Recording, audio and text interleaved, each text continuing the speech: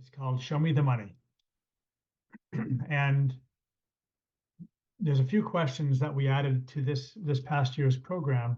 On the left, we added a series of 6 trade-off questions. Here we're showing 3. These 3 all have to do with flexibility. And I'm going to focus my comments on the green bars, the participant perspectives. So looking at the first one, we asked if they'd prefer monthly income guaranteed for life with no ability to access their investment versus a non-life guarantee, but they have access to their investment. And there was a slight leaning towards the latter, right? They'd rather have access than just have the guarantee without it.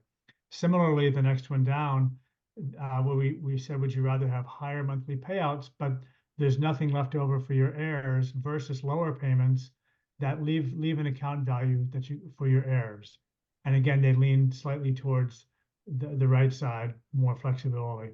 And strongest is the bottom one, where instead of preferring to receive higher income, even if that might cut into their account value, they prefer to maintain their account value, their principal value, and generate income from earnings only.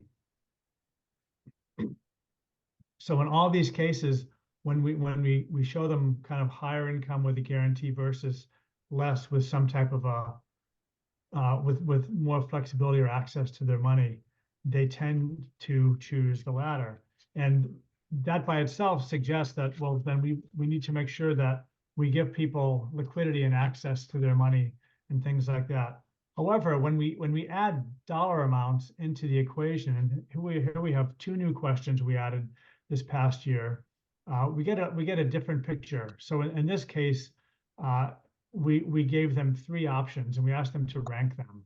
On the left, we said you could get, and we told them assume you have $100,000 balance at retirement, and you could receive $4,800 a year with high flexibility, or on the other end, $7,200 a year with low flexibility, and then there was a third option in the middle.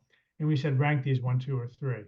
And what we found is that more people ranked the higher income than the lower income.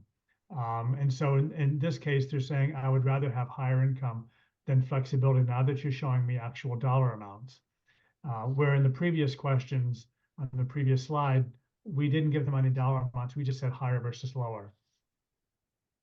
And another question, in past years, what we asked participants in our surveys was and this is after we would present them with some income options to react to and lots of questions around income.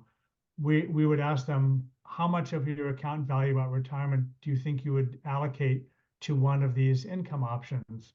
And most people would give an answer of anywhere from 0 to 30%.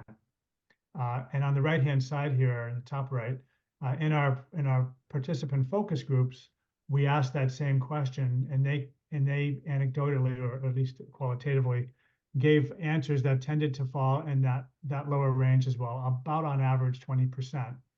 However, in our survey this year, we added a new question that said, imagine you have $100,000 in your account when you retire, and you can receive these amounts of monthly income. We didn't give them any other definition or parameter of the income. We didn't say whether it's lifetime guaranteed, how much liquidity there is, nothing about it.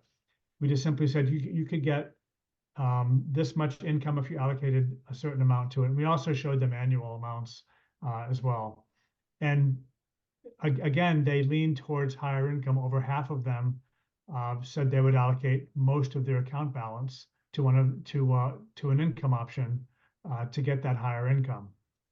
So this tells us that it's very important when presenting income options to participants that it's important to show them how much money those options could actually generate, so they can pick an option that actually works best for them.